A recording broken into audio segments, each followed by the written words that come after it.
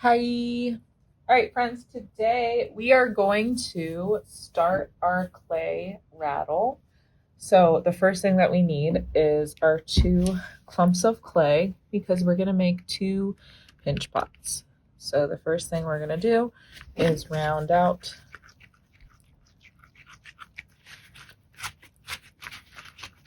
our clumps, rolling it in between my hands to create a nice sphere. And this one's a little bit bigger, so I'm going to pinch off a piece. And it's still a little bigger, so I'm going to pinch off a little bit more. So try to keep them as even as possible, and it will make things a lot easier later. All right, it's still a little bit bigger, but it's much closer in size. So I'm going to make my pinch pot. Remember, thumbs up, and then I'm going to pinch and turn, pinch and turn, pinch and turn, pinch and turn all the way around, evening out my walls to create a pinch pot. Now, if the edges are cracked like this, it's okay. All right, so I have pinch pot number 1. Time for pinch pot number 2, same thing. Enough so it doesn't fall off. I can start pinching. Pinch, turn, pinch, turn. They're kind of the same size. Oh, I knew this one was going to be bigger, but I want to show you how you can make them still fit even if one side's bigger than the other side. All right, I think this is pretty good. So what I'm going to do right now is I'm going to hold it from the bottom and tap it. Tapping and turning, so I have this flat side. Do the same thing here. So this is flat. So I'm going to make this side flat too by tapping it on the table gently. Turn, turn, turn, turn. Now, since we're making a rattle, I have to make sure that I think about this carefully.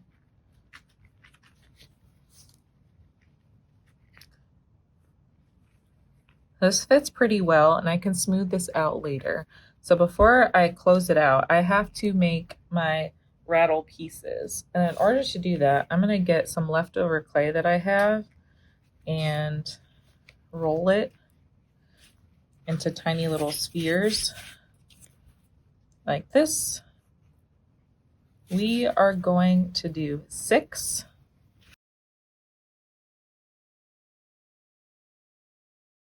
All right, I've got 6 here. They're all different sizes. So the next thing I need to do is get some newsprint, some paper. I need to wrap them up in there because I need them to not stick. So I need to put them in the center. I need to wrap it up in here like this and then drop them in. Now, if you just drop them in without doing this step, they're all going to stick together and it won't be a rattle. So when it goes in the kiln, which is the clay oven, it's going to bake. And this paper that's in there is going to disintegrate and it's going to turn into ash. So the paper won't be in the final one because we're going to poke holes in them and make sure that air can get inside so it doesn't explode, because that's another important thing. If you don't poke these holes in here, your rattle could explode in the kiln and then be ruined. So make sure you follow all of these steps very carefully, and I will review them at the end of this video as a reminder. All right, all 6 are nice and nuzzled in there with paper in between so they don't stick together. The paper will also help dry it out so it doesn't stay hard in there, because we're gonna let this dry for a while. So I'm ready to attach. So I need to grab my slip and my toothbrush. I need to grab some slip. I'm gonna brush the top kind of aggressively, so I have these little grooves in here.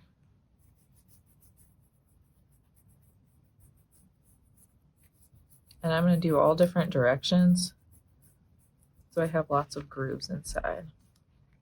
Same thing to this side. If it gets too dry, you can grab some more slip. So right now I have my 2 pinch pots. Inside of here are my rattle beads. Here is my other one. This already got a little too dry, so I'm going to get my finger and I'm just going to go the rim of each one before I join them together. Remember, we're not looking at the inside of this, so if this looks kind of crazy, it's fine. So now I'm gonna put them on top. And you can see there's space in between here, but I'm gonna fix it in a second. So I'm gonna squish this together.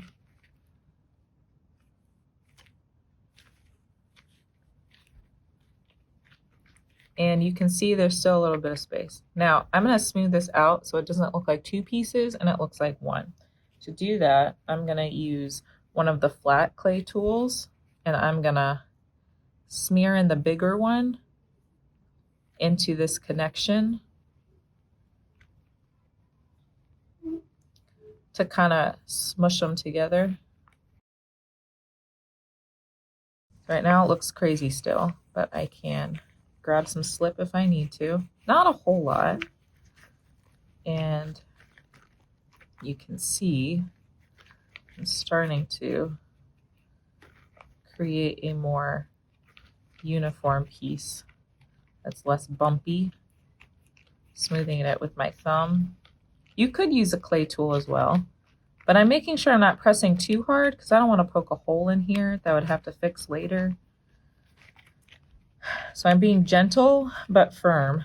It's kind of a happy medium that I'm getting to here. So if something becomes too difficult, you could just use this clay tool like this and then smooth it. Now, since we are doing not just basic clay rattles, but we're making toys in the shapes of figures or items, I'm going to think about my design that I already planned. I'm not going to tell you guys so you don't steal my idea. I'm going to think about how I'm going to add these pieces to my rattle. I'm thinking about craftsmanship here because I don't want cracks and bumps on here. I want to make sure I have good craftsmanship. So if you're practicing making a rattle, this is as far as we're going to go. If you want to have anything extra, and if you have time, you can add it now. But if we're almost out of time, you can be done here. But if you are done here, make sure that you get the scribe tool, the pokey tool, and you poke enough holes straight through. Swirl it around so air can get inside. So if air doesn't get inside your rattle, it's going to explode. And you need not just 1, not just 2.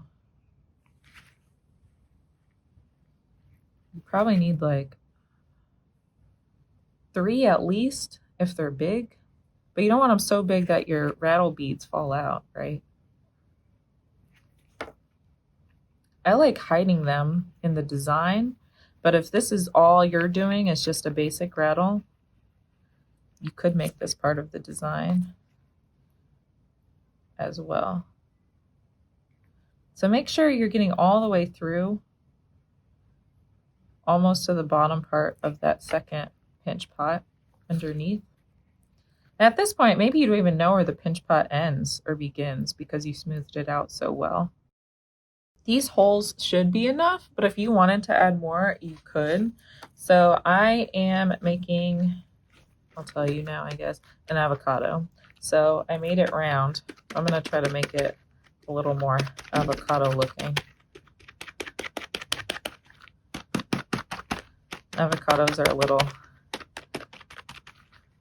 ovally, right? I flatten the sides a little bit. Not too much, because if I squish it, the rattle won't do anything. All right, as you can see, I got rid of my holes because I've been shaping it. I'm gonna add them in later. All right, I think this is a pretty decent avocado. I'm gonna grab some clay and do half of my pit, half of the seed.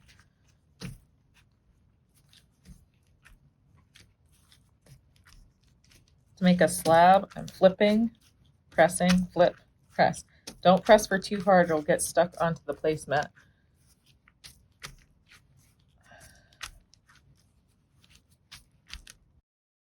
All right, so the pit is a circle. I'm gonna draw a circle in here. You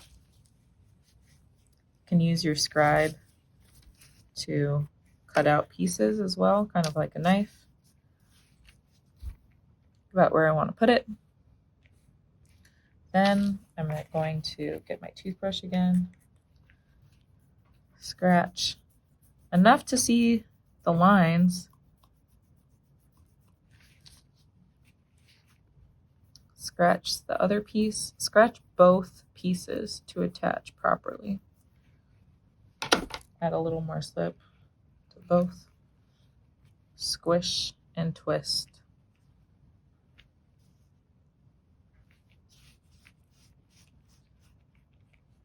Now, I want to make sure this doesn't fall off in the kiln. Do you see these little spots that are a little too open? I'm going to use my flat clay tool and squish it down in there.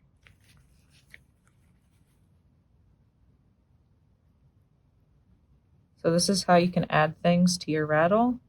So if you have an animal, you can add ears. If you have food, you can add features. If you have a pepperoni pizza, you can add pepperonis this way. And then I'm going to use my finger and I'm going to add more slip around just to make it extra secure. And lastly, I could leave it like this, but the back of the avocado has texture. So I am going to add some texture to the back of my avocado, because avocados are kind of like, I don't know, bumpy on the back.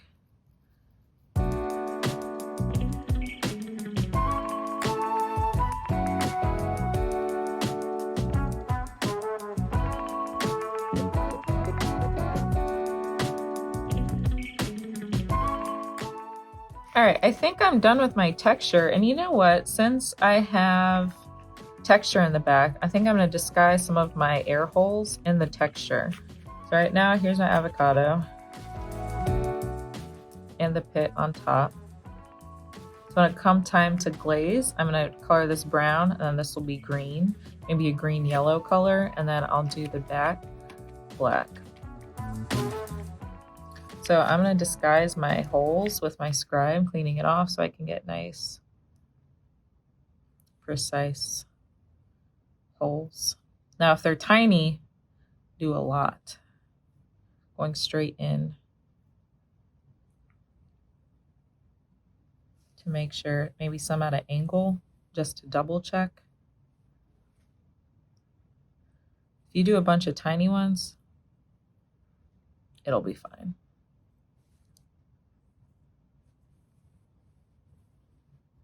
It's better to have too many than not enough. So I want to make sure this does not explode, because that is a sad moment in clay history when your pinch pot explodes. Now I went at an angle and I felt nothing go through. It didn't get easier. So I don't think that one really counted.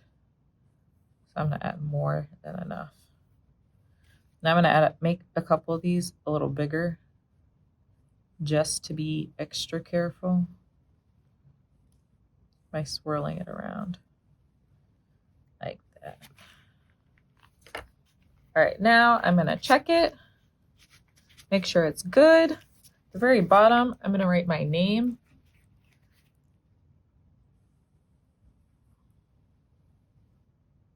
Or my initials. Since we did this in our sketchbook, I know who did what, so it's not as important, but you should write your name because that is part of your grade. All right, so I wrote TLC, I have my avocado, and now it's gonna dry for 2 weeks, and then I will put it in the kiln, which is a clay oven, and it will be good to go. I cannot wait to see your clay rattles. Thanks for watching. Bye.